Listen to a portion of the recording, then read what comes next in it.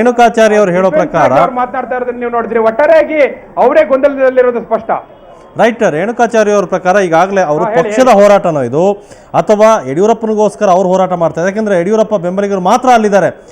ಜಗದೀಶ್ ಶೆಟ್ಟರ್ ಅಥವಾ ಈಶ್ವರಪ್ಪ ಅವರ ಜೊತೆ ಇರುವಂಥ ಆ ಟೀಮ್ ಯಾರು ಕೂಡ ಅಲ್ಲಿಲ್ಲ. ಹಂಗಾದ್ರೆ ಈ ಹೋರಾಟ ಏನಿದು, ಏನು ಏನಕ್ಕೋಸ್ಕರ ಇವರಲ್ಲಿ ಕೂತಿದ್ದಾರೆ, ಏನು ಉದ್ದೇಶ ಏನು ಇವ್ರದ್ದು?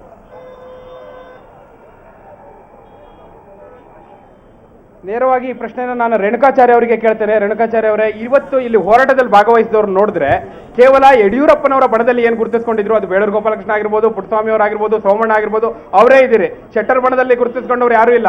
ಅಂದ್ರೆ ಇದೇನು ಪಕ್ಷದ ಹೋರಾಟವಾ, ಯಡಿಯೂರಪ್ಪನವ್ರ ಹೋರಾಟವಾ, ಅಥವಾ ಯಡಿಯೂರಪ್ಪನವ್ರ ಬಣದ ಹೋರಾಟವಾ? ಯಾಕಂದ್ರೆ ಇಲ್ಲಿ ಕಾಣಿಸ್ತಿರೋದು ನೀವೇ ಎಲ್ಲರೂ ಕೂಡ ಯಡಿಯೂರಪ್ಪನವ್ರ ಬಣದಲ್ಲಿ ಇದ್ದವ್ರೆ, ಒಪ್ಕೋತೀರಾ? ನೋಡಿ, ಇದು ಪಕ್ಷಾತೀತದ ಹೋರಾಟ. ಇಲ್ಲಿ ಯಾವುದೇ ಬಣ ಇಲ್ಲ. ಇವತ್ತು ನಾವು ಪಕ್ಷಾತೀತವಾಗಿ ಹೋರಾಟವನ್ನು ಪ್ರಾರಂಭ ಮಾಡಿದ್ದೀವಿ. ಸ್ವಯಂ ಪ್ರೇರಿತ ಹೋರಾಟದಲ್ಲಿ ಭಾಗವಹಿಸಿದ್ವಿ. ಯಾವುದೇ ಕಾರಣಕ್ಕೂ ನಮ್ಮಲ್ಲಿ ಗುಂಪುಗಾರಿಕೆ ಇಲ್ಲ. ಇವತ್ತು ಎಲ್ಲ ನಾಯಕರು ಯಾಕೆ ಬಂದಿಲ್ಲ? ಹಾಗಾದ್ರೆ ಎಲ್ಲ MLA-ಗಳಾಗ್ಲಿ ಪ್ರಮುಖರೇ, ಈಗ ನೀವು ಯಡಿಯೂರಪ್ಪನವ್ರ ಜೊತೆ ಗುರುತಿಸಿಕೊಂಡಿರುವಂತ ಆಪ್ತರು ಬಿಟ್ರೆ ಮತ್ತೆ ಯಾರು ಬಂದಿಲ್ಲ. ಯಾಕೆ? ತಪ್ಪು ಕಲ್ಪನೆ ಬೇಡ. ಅವರವರು ಸಚಿವರು ಕಾರ್ಯನಿಮಿತ್ತವಾಗಿ ಅವರವರ ಕೆಲಸದಲ್ಲಿ ಪಾಲ್ಗೊಂಡಿರ್ತಾರೆ, ಶಾಸಕರು ಅವರ ಕ್ಷೇತ್ರದಲ್ಲಿರ್ತಾರೆ. ನಾವು ಯಾರು ಬೆಂಗಳೂರಿನಲ್ಲಿ ಯಡಿಯೂರಪ್ಪನವ್ರ ಆಪ್ತರಿಗೆ ಮಾತ್ರ ಕೆಲಸ ಇಲ್ಲ, ಮತ್ತೆಲ್ಲರಿಗೂ ಕೆಲಸ ಇದೆ. ನಮ್ಮ ಇಲಾಖೆಯ ಕೆಲಸಗಳನ್ನು ನೋಡ್ತೀವಿ, ನಮ್ಮ ಏನು ಕ್ಷೇತ್ರದ ಕೆಲಸನ ಮಾಡ್ತೀವಿ, ಸರ್ಕಾರದ ಕೆಲಸನ ಮಾಡ್ತೀವಿ. ಇದ್ರ ಜೊತೆಗೆ ಇವತ್ತು ಭ್ರಷ್ಟಾಚಾರದ ಇವತ್ತು ಕ್ಯಾನ್ಸರ್ ಇದ್ದಂತೆ ಈ ಭ್ರಷ್ಟಾಚಾರ ವಿರುದ್ಧವಾಗಿ ಹೋರಾಟ ಮಾಡಬೇಕಾಯ್ತು. ನಮ್ಮೆಲ್ಲ ಆದ್ಯ ಕರ್ತವ್ಯ, ನಮ್ಮ ನೈತಿಕ ಹಕ್ಕಿದೆ. ಆ ಕಾರಣಕ್ಕೋಸ್ಕರ ನಾವು ಭಾಗವಹಿಸಿದ್ವಿ. ಶೆಟ್ಟರ್ ಬೆಂಬಲಿಗರಿಗೆ ಭ್ರಷ್ಟಾಚಾರದ ಕ್ಯಾನ್ಸರ್ ಪಿಡುಗು ತೊಲಗಬೇಕಾಗಿಲ್ವಾ? ಅಪಾರ್ಥ ಬೇಡ, ತಪ್ಪು ಕಲ್ಪನೆ ಬೇಡ. ಆ ರೀತಿ ಇಲ್ಲ. ನಾವೆಲ್ಲ ಒಂದೇ. ಶೆಟ್ಟರ್ ಇರ್ಬೋದು, ಯಡಿಯೂರಪ್ಪ ಇರ್ಬೋದು, ಈಶ್ವರಪ್ಪ ಇರ್ಬೋದು, ನಾವೆಲ್ಲರೂ ಒಂದೇ. ರೈಟ್. ವೀರೇಂದ್ರ, ಇನ್ನೊಂದು ಮೂಲಭೂತ ಪ್ರಶ್ನೆ ಇದೆ ಇಲ್ಲಿ. ಯಾಕೆಂದ್ರೆ ಇಡೀ ಪಕ್ಷ ಒಂದು ನಿರ್ಧಾರ ಕೈಗೊಂಡಿಲ್ಲ, ರಾಜ್ಯ ಬಿಜೆಪಿ ಪಕ್ಷ ಒಂದು ನಿರ್ಧಾರ ಕೈಗೊಂಡಿಲ್ಲ. ಇಲ್ಲಿ ಕೇವಲ ಯಡಿಯೂರಪ್ಪನವ್ರು ದಿಢೀರ್ ನಿನ್ನೆ ಪತ್ರಕರ್ತರನ್ನ ಕರೆದು ಮಾತು ಹೇಳಿದ್ರು, ನಾವು ಅವರ ವಿರುದ್ಧ ನಿರಶನ ಆಹೋರಾತ್ರಿ ಹೋರಾಟ ಮಾಡ್ತೀವಿ, ಧರಣಿ ಮಾಡ್ತೀವಿ ಅಂತ ಹೇಳಿ. ಅಂದ್ರೆ ಇದ್ರ ಹಿಂದೆ ಏನೋ ಒಂದು ಉದ್ದೇಶ ಇದೆ. ಯಾವುದೇ ಉದ್ದೇಶ ಇಲ್ಲದೆ ಯಡಿಯೂರಪ್ಪನವ್ರು ಏನು ಮಾಡಲ್ಲ. ಹಾಗಾದ್ರೆ ಅವ್ರ ನಿನ್ನೆ ಹೇಳಿಕೆ, ಅವ್ರು ಇವತ್ತು ಧರಣಿಗೆ ಬರದೇ ಇರೋದು, ರೇಣುಕಾಚಾರ್ಯ ಮತ್ತು ಕೆಲವರು ಮಾತ್ರ ಅಲ್ಲಿರೋದು, ಇದೆಲ್ಲ ಏನು ಕಾರಣ? ಏನೋ ಒಂದು ಉದ್ದೇಶ ಇಟ್ಕೊಂಡು ಇದನ್ನು ಮಾಡ್ತಾ ಇದ್ದಾರೆ. ಏನು ರೀಸನ್ ಅನ್ನೋದನ್ನ ಎಕ್ಸಾಕ್ಟ್ ಆಗಿ ಕೇಳಿ.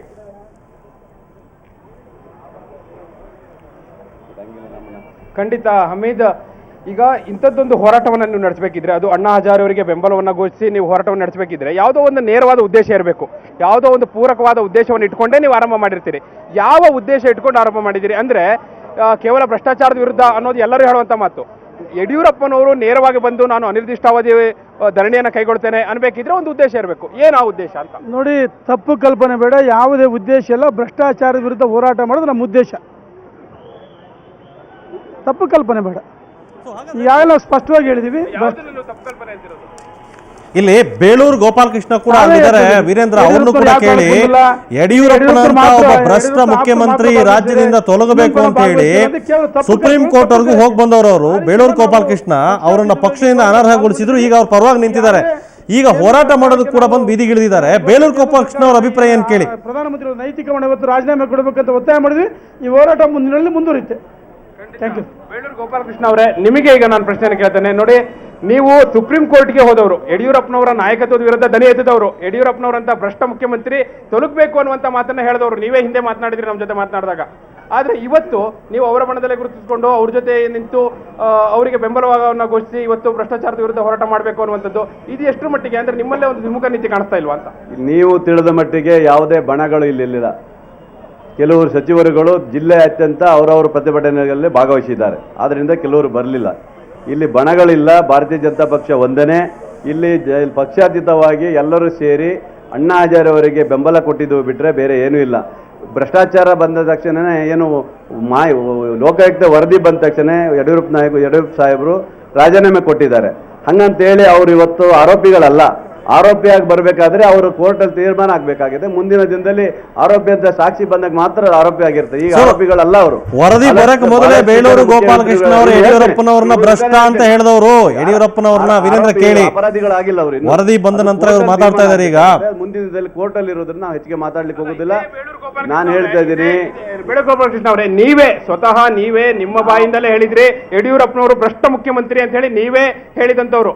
ಇವತ್ತು ನಿಮ್ಮ ಧ್ವನಿ ಬದಲಾಗಿದೆ, ಯಾಕೆ? ಈಗ ನಾವು ಸುಪ್ರೀಂ ಕೋರ್ಟ್ ಬಂದ ನಂತರ ಎಲ್ಲರೂ ಒಗ್ಗಟ್ಟಿನಿಂದ ಒಮ್ಮತದಿಂದ ಭಾರತೀಯ ಜನತಾ ಪಕ್ಷ ಈ ರಾಜ್ಯದಲ್ಲಿ ಇರೋದ್ರಿಂದ ಒಂದಾಗಿ ಹೋಗಬೇಕು ಒಂದು ಉದ್ದೇಶ ಇಟ್ಕೊಂಡು ನಾವು ಬಂದಿದ್ದೀವಿ.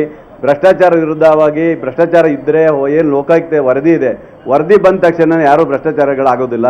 ಅದನ್ನು ಮಾನ್ಯತೆ ಮಾಡಬೇಕಾದಾಗ ಅದು ಬಂದಾಗ ಮಾತ್ರ ಭ್ರಷ್ಟಾಚಾರ ಮಾಡಿದ್ದಾರೆ ಅಂತ ಆಗುತ್ತೆ. ಈಗ ಭಾಳಷ್ಟು ಜನ ಇವತ್ತು ಇದರಲ್ಲಿ ಭಾಳಷ್ಟು ಜನ ಸಿಕ್ಕಿಬಿದ್ದಿದ್ದಾರೆ, ಅವರೆಲ್ಲ ಭ್ರಷ್ಟಾಚಾರ ಮಾಡಿದ್ದಾರೆ ಅಂತಲ್ಲ. ಉದಾಹರಣೆ ಹೇಳೋದು ನಾನು, ಭ್ರಷ್ಟಾಚಾರ ಮಾಡಿದಾಗ ಅವತ್ತು ಬಂದ ತಕ್ಷಣನೇ ಎಲ್ಲರೂ ಅದಕ್ಕೆ ಆರೋಪಿಗಳಲ್ಲ, ಗೊತ್ತಾಯ್ತಾ? ಅದು ಬರಲಿ, ವರದಿ ಬಂದ ನಂತರ, ತೀರ್ಪು ಬಂದ ನಂತರ ಹೇಳ್ಬೋದು.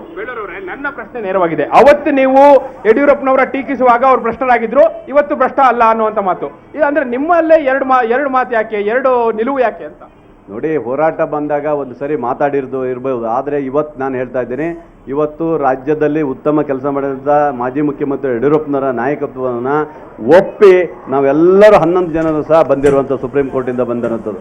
ಅದು ಹಳೆಯ ಕಥೆ. ಅದು ಇವತ್ತು ನಾವು ಹೋರಾಟಕ್ಕೆ ಬಂದಿರೋದು ಅಣ್ಣಾ ಹಜಾರೆ ಅವರಿಗೆ ಬೆಂಬಲ ಕೊಟ್ಟು ಬಂದಿದ್ದೀವಿ ಬಿಟ್ರೆ ಯಾವುದೇ ಬಣಗಳಾಗಿ ನಾವು ಬಂದಿಲ್ಲ. ಇನ್ನು ಎಷ್ಟು ಕತೆ ನೋಡಬೇಕು ಹೀಗೆ ಅಂತ ಏನು ಬೇಡ, ಯಾವ ಕಥೆನೂ ಮಾಡೋದು ಬೇಡ. ಇನ್ನೂ 2 ವರ್ಷಗಳ ಕಾಲ ಭಾರತೀಯ ಜನತಾ ಪಕ್ಷ ನಮ್ಮ ರಾಜ್ಯದ ಈಗಿನ ಮುಖ್ಯಮಂತ್ರಿಗಳು ನಡೆಸ್ತಾರೆ ಅನ್ನೋ ಮಾತನ್ನು ಹೇಳ್ಬೇಕಾಗಿದೆ. Thank you. ಈಗ ಇಡೀ ರಾಜಕಾರಣಿಗಳ ಗೋಸಂಬೆ ಬಣ್ಣ ಯಾರಿಗೂ ಗೊತ್ತಿಲ್ಲದೆ ಇರುವಂತದ್ದಲ್ಲ. ಅವರು ಯಾವ ರೀತಿ ಬಣ್ಣ ಬದಲಾಯಿಸ್ತಾರೆ ಅಂತ ಹೇಳಿ ರೈಟ್. ಈಗಾಗಲೇ ರಾಜಕಾರಣಿಗಳ ಯಾವ ಬೆಂಬಲವೂ ನಮಗೆ ಅಗತ್ಯ ಇಲ್ಲ ಅಂತ ಹೇಳಿ ಬೇಳೂರು ಗೋಪಾಲಕೃಷ್ಣ ಅವ್ರು ಮಾತು ಕೇಳ್ತಾ ಇದ್ರೆ, ತನಿಖೆ ಆಗಬೇಕು, ತೀರ್ಪು ಬರಬೇಕು ಅಂದರೆ ರಾಜ, ಕಲ್ಮಾಡಿ, ಕನಿಮೋಳಿ ಅವರೆಲ್ಲರೂ ಕೂಡ ಹೊರಗೆ ಬಿಡಬೇಕು ಅವ್ರ ಪ್ರಕಾರ. ಆ ನಂತರ ತೀರ್ಮಾನ ಕೈಗೊಳ್ಳಬೇಕು ಅವ್ರ ಒಳ್ಳೆ ತೀರ್ಪು ಬಂದ ಮೇಲೆ ಅಂತೇಳಿ. ಅದರ ಜೊತೆಗೆ ಈಗಾಗಲೇ ರಾಜಕಾರಣಿಗಳ ಯಾವ ಬೆಂಬಲನೂ ಅಗತ್ಯ ಇಲ್ಲ ಅನ್ನೋದನ್ನು ಮಾಧ್ಯಮದ ಮೂಲಕ ಸಾರಿ ಸಾರ್ವಜನಿಕರು ಜೊತೆಗೆ ಈಗಾಗಲೇ ಹೋರಾಟಕ್ಕೆ ಬೆಂಬಲ ಕೊಡ್ತವರೆಲ್ಲ ಹೇಳ್ತಾ ಇದ್ದಾರೆ. ಅಣ್ಣಾ ಹಜಾರನ್ನು ಕೂಡ ಯಾರನ್ನೂ ಹತ್ತಿರ ಸೇರಿಸ್ತಿಲ್ಲ ಇವರು. ಅದರಲ್ಲೂ ಪ್ರಮುಖವಾಗಿ ಬಿಜೆಪಿಯ ಪಕ್ಷದ ಅಧಿಕೃತ ಹೋರಾಟ ಆಗಿದ್ದರೆ ಅಲ್ಲಿ ಬಿಜೆಪಿ ಪಕ್ಷದ ರಾಜ್ಯಾಧ್ಯಕ್ಷ ಇರಬೇಕಾಯಿತು, ಪದಾಧಿಕಾರಿಗಳು ಬೇಕಿತ್ತು, ಎಲ್ಲರೂ ಇರಬೇಕಿತ್ತು. ಆದರೆ ಕೆಲವರು ಮಾತ್ರ ಕಂಡು ಬರ್ತಾ ಇದ್ದಾರೆ. ದಿಢೀರ್ ಈ ಹೋರಾಟಕ್ಕೆ ಬೆಂಬಲ ನೀಡಬೇಕು ಅಂತ ಇವ್ರಿಗೆ ಅನಿಸಿದ್ಯಾಕೆ? ಇವ್ರು ಬಂದು ಕೂತಿದ್ಯಾಕೆ? ಈ ಅಹೋರಾತ್ರಿ ಧರಣಿ ಅಂತೇಳಿ ಎದ್ದು ಹೊರಟು ಹೋಗಿದ್ಯಾಕೆ? ಏನು ನಡೀತಾ ಇದೆ ಅಲ್ಲಿ? ಇವ್ರು ಏನು ಉದ್ದೇಶ ಏನು?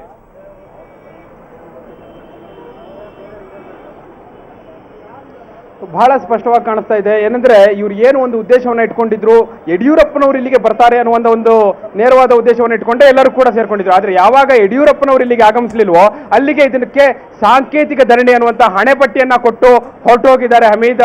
ಅಂದ್ರೆ ಇಲ್ಲಿ ಅವರಿಗೆ ಅಣ್ಣಾ ಹಜಾರೆ ಅವರಿಗೆ ಬೆಂಬಲವನ್ನು ಕೊಡಬೇಕು ಅನ್ನೋದಕ್ಕಿಂತಲೂ ಹೆಚ್ಚಾಗಿ ಯಡಿಯೂರಪ್ಪನವರು ಕರೆ ಕೊಟ್ಟಿದ್ದಾರೆ ಅನ್ನೋ ಕಾರಣಕ್ಕೆ ಬಂದಂತಿತ್ತು. ಯಾಕಂದ್ರೆ ಯಡಿಯೂರಪ್ಪನವರು ಯಾವಾಗ ಇಲ್ಲಿಗೆ ಬರಲಿಲ್ಲೋ ಅಹೋರಾತ್ರಿ ಧರಣಿ ಅನ್ನೋದು ಹೊರಟೋಯ್ತು, ಅನಿರ್ದಿಷ್ಟಾವಧಿ ಧರಣಿ ಅನ್ನೋದು ಹೊರಟೋಯ್ತು. ಇದಕ್ಕೊಂದು ಸಾಂಕೇತಿಕ ಧರಣಿ ಅನ್ನುವಂತ ಹಣೆಪಟ್ಟಿಯನ್ನ ಹಚ್ಚಿ ಹೊರಟೋಗಿದ್ದಾರೆ. ಅಂದ್ರೆ ಎಲ್ಲೋ ಒಂದ್ ಕಡೆ ಅಣ್ಣಾ ಹಜಾರೆ ಅವರ ಹೋರಾಟದ ಪಾವಿತ್ರ್ಯಕ್ಕೂ ಎಲ್ಲೋ ಒಂದ್ ಕಡೆ ಧಕ್ಕೆ ಬಂದಿದೆ ಅಂತ ಹೇಳಿದ್ರು ತಪ್ಪಾಗಲ್ಲ ಹಮೀದ್.